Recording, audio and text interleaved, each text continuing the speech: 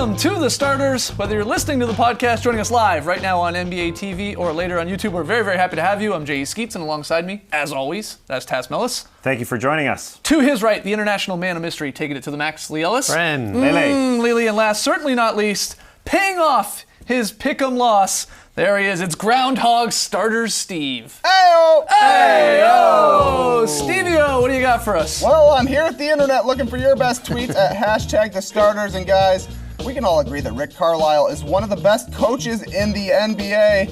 And last night, we found out why. According to Mavs.com writer Bobby Karalla, Wesley Matthews said during a second quarter timeout, Rick Carlisle literally drew a reset button and Seth Curry literally pushed it, launched a Mavs run. Like on the dry erase board, Carlisle drew a circle with reset inside it. That really did happen. Brilliant stuff. Makes me wish I had my own reset button for last month, but it brings us to today's question.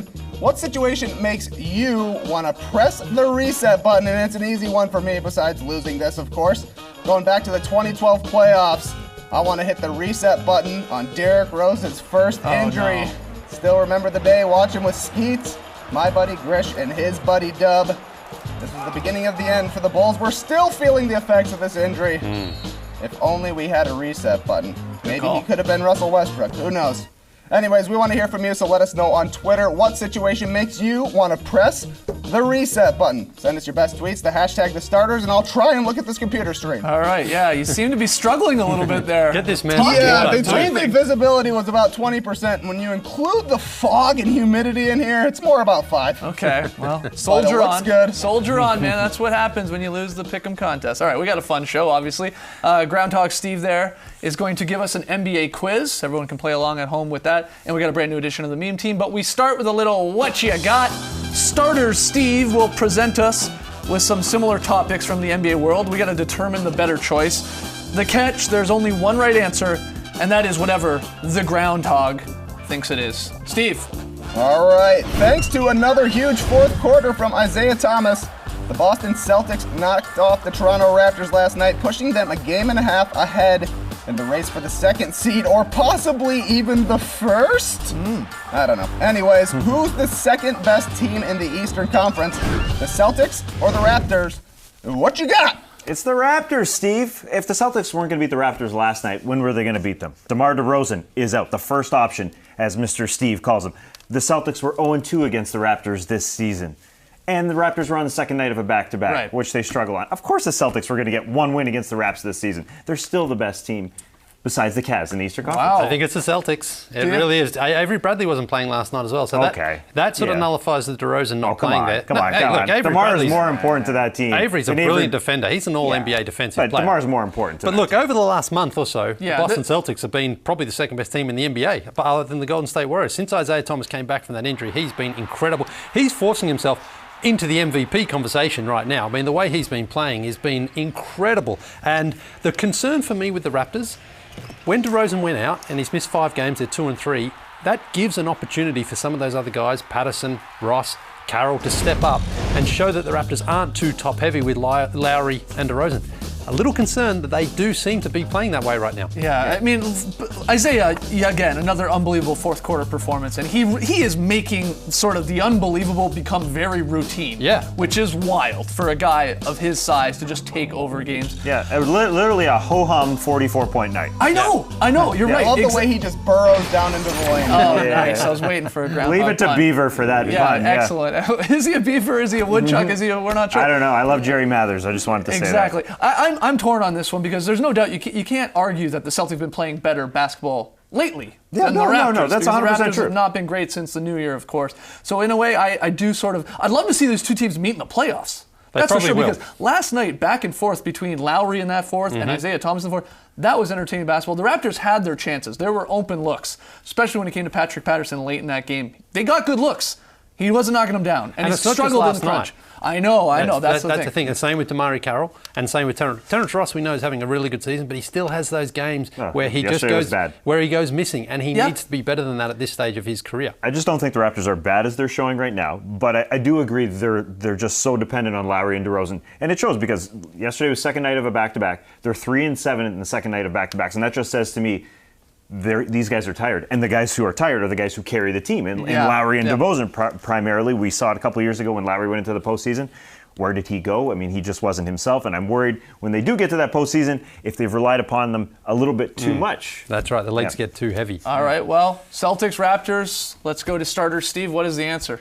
Well, I think it's got to be the Raptors. They're still 2-1 against the Celtics, and as a human-animal hybrid, I got to stick with the other human-animal hybrids. Fair. Definitely the Raptors. But moving on, huge night for the Curry family last night. Steph went for 39 points on the strength of 11 three-pointers. Seth had 22 points, 6 assists, and 4 steals in a Mavs win. And Big Papa Dell went 1 for 1 from 3 after banking home a bomb after Steph challenged him in pregame. What was the best Curry performance? Steph, Seth, or Dell? What you got? Del Curry, for sure. Oh, that was a bank. Come on. He didn't banked call it that. home. He was wearing a suit. He banked it How home. far out was he? It was far. Do you know how hard? It was far. He got lucky. 49 feet. Hey, he knocked that out. How old is he? How far out is he? He got challenged and he answered. He had one shot and It's he nailed true. it. He banked it in. Perfect. Dell, easy. Lock it in. I mean, Look at this. It is unbelievable, and I love that Steph's reaction to it. Oh, he can't believe look it. at Dell's reaction. He's like, yeah. I think it's Seth Curry. Out of these, yes, I think it's Seth. It's not Steph. I mean, Steph did what he's done for the last 3 years, basically. Yeah. He went bonkers. He hit a bunch of threes. The Warriors ran away with it. He didn't play in the fourth. Seth Curry is on his 5th team in 4 years, and since he's gone into the starting lineup, when Rick Carlisle put him into the starting lineup, the Mavs are 8-3. Yeah, he's been averaging awesome. 16 points per game on 50% shooting, 47.5% from 3. Him and Yogi there are like the new Mavs backcourt. I got to go with Seth Curry as the better performance of the Curry clan. Yeah, I want to stick with that because you got to throw him a little bit of a bone here. Sure. Seth Curry needs some love here. And hey, Steph took some time to develop in this league. Not really, but sort of. And maybe Seth is sort of finding his mark in this league, but it's sort of like Isaiah Thomas with Steph Curry. Whatever, 39-point night, shooting 70% threes. from the floor, 11 three-pointers. I know. Literally 11 three-pointers. Yeah, it's really like Groundhog Day. It just keeps happening over and over again. Yeah, you're right. It's wild. in It's 30 wild. minutes, 8 assists to 1 turnover. The only thing with Seth is 6 assists to 3 turnovers. We can improve on that a little bit. Yeah. Yeah. Either so way. it's Dell then. It's Dell. I mean, you guys are. You're just going with Dell because he's older, and you're the oldest of this. Hey, older. listen, if it wasn't for Dell, we wouldn't see Steph or Seth. So Look at, that's a good, fair Great point. point. Fair point. Steph Curry, Shout out to Sonya, okay? has moved into 12th place on the all-time three-pointers made list. That's bonkers. I mean, he's going to be top 10 by the end of the season. Yeah, he's going easily. to catch probably Kobe and Billups there, and Joe Johnson's still playing as well at number 9. 8th Wild career stuff. game with 10-plus threes. It's 83s at least in 8 games. It's just a wild All right, ride. we're torn on this one as to which Curry had the better night. Starter Steve, what's the answer? Oh, it's got to be Dell for sure. Like Yes. he said, he had one shot, tons of pressure from way far. He was wearing a suit, operating in a suit. Let me tell you, No. not easy. Nice. Moving on. He wasn't sweating as much as you, I'm sure. I bet he was. Couple of slick highlights in the league last night. In Phoenix, Blake Griffin whipped a high-speed between-the-legs dime to a cutting J.J. Redick for a layup, and in Cleveland, LeBron James spun in a reverse layup that was so saucy, even he was impressed that he made it. What was the crazier play, Blake's pass or LeBron's circus shot? What you got? This is Blake's pass. Yeah. Right, I mean, I love the LeBron play. I love that he's a little shocked himself. But Blake's pass, as a power forward, going behind his back, between his legs, hitting a cutting teammate perfectly in stride, and then the nice Yeah, finish. that's the one from you Redick as don't well. often see, the between the legs from behind. Like, it's almost hilarious because it seems totally unnecessary. Yeah. Which is why it's crazier to me. Yeah, but he kind of had it low, and I guess that was the quickest way to get it there. I think so. I think Yeah. he was about to go behind his back, and then he saw Redick cutting, and you're right. He was like, well, they got the open lane. I'll just zip it in there. One thing I'll say about LeBron, though, is it takes a lot for himself to get surprised by something That's that he true, does. yes. True. You know, because he's done everything in the league. He's had some of the most amazing dunks and plays and moves. So when he goes in like that and he flips the ball up like that, it's like, wow, I've never even done that myself before. Right, he So, shocked himself, yeah, which yeah. can't be easy to do. No, so, and you know, I mean, he carries himself all the way through. Look where he takes off from and look where he finishes. You want to know a good way to shock yourself? Put a toaster in a bathtub. That joke got the biggest laugh from the crowd. A lot of Groundhog Day fans. So you're going Blake. I'll go Blake, sure. You're going Blake. Yeah, I think it's Okay. Blake because I just wanna make sure. we knew as soon as the calendar turned to February, LeBron was going to be good again. Right. So it's Blake. Okay, what's the answer though? Groundhog starter Steve? Oh, it's gotta be the Blake All Pass. right, all Anytime right. you can go from the Groundhog's burrow, that's gonna get you a win. All right, great stuff. We got lots more still to come with our furry friend over there. When we come back, he's going to quiz us on our repeat basketball knowledge in the NBA Groundhog game. Yeah, this should be fun. Don't go anywhere.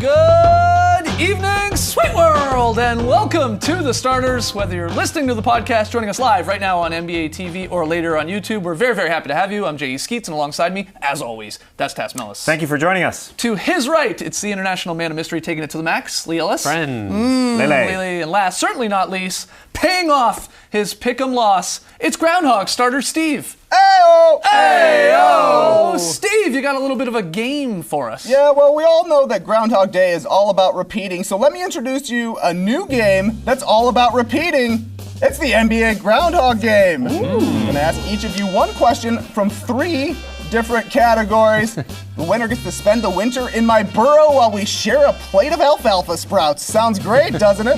The first wait. category is repeat winners, which will be players who have won any sort of award, dunk contest, three-point contest in consecutive years. Skeets, the first question is yours. Okay. Name 3 of the 4 slam dunk champions who won back-to-back dunk titles. 4 in history. I need 3. Zach LaVine, Correct. Nate Robinson, Correct. Jason Richardson. That's right. Yes.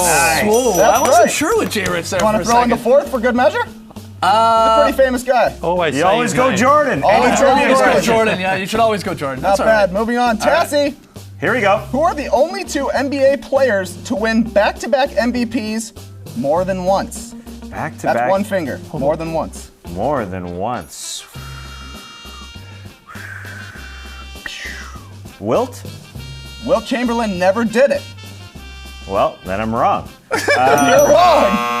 LeBron MJ? James, 29 yeah. and 2010, 2012 and 2013, and Kareem Abdul-Jabbar, 71, 72, and 76, 77. Oh. Pretty tough one. Lily. This 2-time three-point champion is the only player to win consecutive three-point contests in non-consecutive years. Man. Consecutive three-point Back-to-back contest. three-point contests, but not back-to-back years. How is it possible, you might ask? Yeah, how is that? Think about it. Can I help him out? Oh, you can help him Yeah, out. we It's all had- we about had friendship. All-star. All-star. We had the lockout. Ah, There's no gone. All-Star. ah, I think I'll let you take a guess. If he was a rhinoceros, he would have probably a horn on his head. oh, Jeff Hornacek. I think That's right. exactly Yeah. right. Great hint. Wow, that's a great one. I don't know why I gave you that. Yeah, I know. Oh, It's man. really strange. I'm sorry. All right. Do you need help over there? I mean, our next category is definitely alliterative names, but I can't get to my next card. There we There you are. go. Next category, alliterative names. The names will start with the same first letter. First and last name starting with the first letter. Skeets, you're first. This former player is the only alliterative name to appear in both the slam dunk and three-point contests. He's a pretty good dancer, too. Yeah, it's got to be Bones. Brett That's Berry. right. Yeah. Brett yeah. Bones Berry, Good one. salad head himself. Very nice. Skeets, 2 for 2. I'm impressed. all right. All right, Tass. The 2015-16 Toronto Raptors were the rare team to feature 4 alliterative names on their roster. I need you to name 3 of them. DeMar DeRozan. There you go. Patrick Patterson. There you go. Ooh, Wow. who is a third? Could What? it be? What you had? 2015-16? Last season. I know. 15-16. You want help? Not yet. Might- Oh, Bruno Caboclo? No. Sorry, that's not an alliterative name. He's not with the team anymore. That's right. They're both not with the team anymore. Bismack Biyombo and James Johnson are the other 2. Johnson? Oh, Lily. Yeah, all right, come on. This former player and current broadcaster isn't just an alliteration. He's also the first name in the NBA record books at least if you're sorting alphabetically. Ala Abdul Nabi. That's right, my man! Hold on, I think I have the final card. All right. Our final category, consecutive champions, and all the answers will be teams that won at least repeat titles. Simply repeats. Repeats, three-peats, however many peats. Okay. Keep that in mind. This franchise is the only one in league history to win consecutive championships in more than one state. Lakers. That's exactly right. Minneapolis and LA. Yeah. The Los Boom. Angeles and Minneapolis Lakers. Not a lot of groundhogs in that state, I don't think. Tess, what are the last 3 teams to pull off repeat championships? The Lakers, Confirmed. the Heatles, Confirmed. and prior to that, it's the Lakers again. That's Yeah. right! Good question. Good one, yeah. I would have almost accepted the Chicago Bulls, but you nailed it, my man. Final question, Lee. Okay. Which team's only titles in franchise history came in back-to-back years? Oh, Lee, come on. Come on, Lily. That's some of your favorite teams, Yeah. Lee. Yeah. Oh, yeah. You love them. When we You open love up them. You're like, cards. they got a great logo. Houston Rockets. That's right. Houston Rockets. I don't know who won. I can't keep track. I think But I you're did all too. invited to the borough. We got alfalfa for days. All right. Yeah, Oh, get yeah. down, Starter Steve.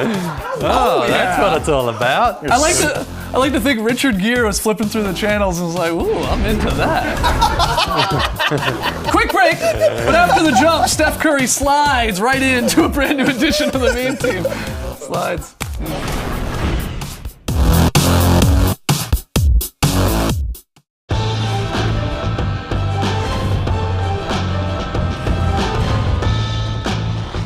Good evening, Sweet World, and welcome to the Starters. Whether you're listening to the podcast, joining us live right now on NBA TV or later on YouTube, we're very, very happy to have you. I'm Jay Skeets, and alongside me, as always, that's Tass Mellis. Thank you for joining us. To his right, it's the international man of mystery, taking it to the max, Lee Ellis. Friends. Lily. And last, certainly not least, paying off his pick'em loss.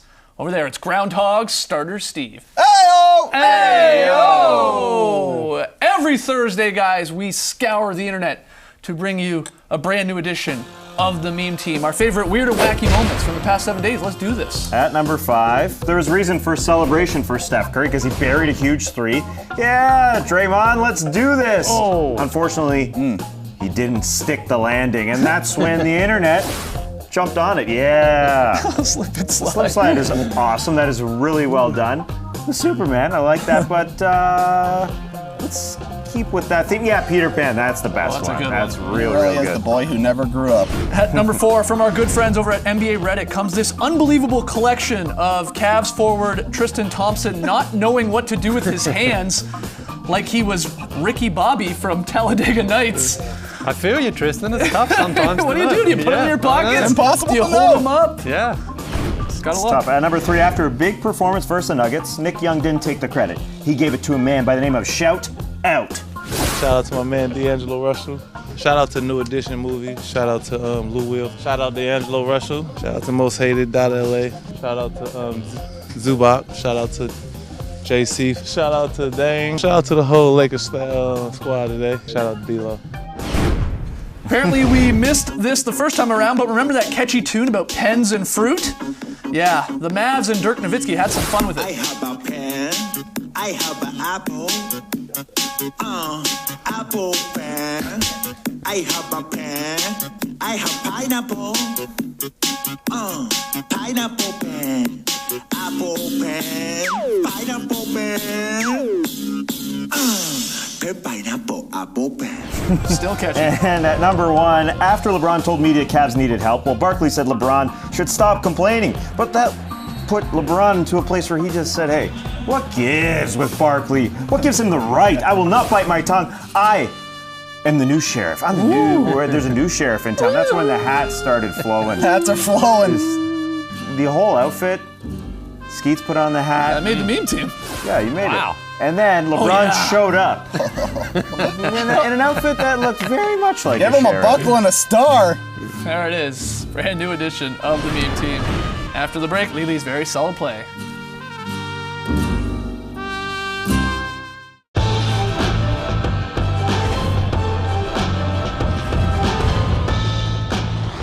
Good evening, Sweet World, and welcome to The Starters. Whether you're listening to the podcast, joining us live right now on NBA TV, or later on YouTube, we're very, very happy to have you. I'm J.E. Skeets, and alongside me, as always, that's Tass Mellis. Thank you for joining us. To his right, the international man of mystery, taking it to the max, Lee Ellis. Friend. Lily, and last, certainly not least, paying off his pick'em loss, it's Groundhog starter Steve.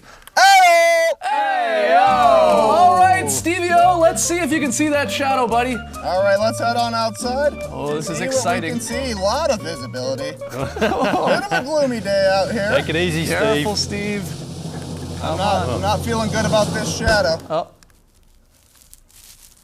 Well, I don't see my shadow, so that means 6 more months of NBA basketball.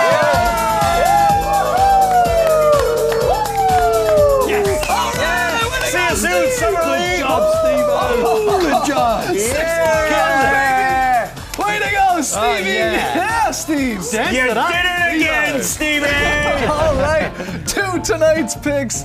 It's the Warriors and Clips, the second game on TNT. We all got the dubs, no shock there. Lily, where are we going for your very solid play? 6 more months of very solid play, guys. And we're heading out to Utah for this beautiful one. A little tic-tac-toe from the nice. Milwaukee Bucks. Here it is again. Malcolm Brogdon, the Jet. The Jet's still got some jet. Look at that for a nice finish. That's what I call a very solid play. All right. We got ourselves a trade, gentlemen. Today, ESPN reporting that the Bucks have reached an agreement in principle to trade Miles Plumlee to the Charlotte Hornets for Roy Hibbert and Spencer Hawes. We're going to break down that major deal on tomorrow's Drop podcast. We'll also talk about the All-Star participants that will be announced later tonight on TNT. So check that out, iTunes, Google Play, we get it up on the blog. But that's it for us tonight. TNT, as I said, the doubleheader, it's Hawks and the Rockets, followed by the Warriors and Clips. And again, announcing all the All-Star participants before those games get underway. Can't wait for that. All right. Thank you so much for joining us on this fabulous, fabulous day. And remember, the groundhog is also known as the woodchuck and the whistle pig. Where's he going? He can't see. He's going He home. probably thinks he's coming back in the studio. Is that where he lives? Steve-O. That's a rental, isn't it? That's going to cost us. Embrace the knife, people.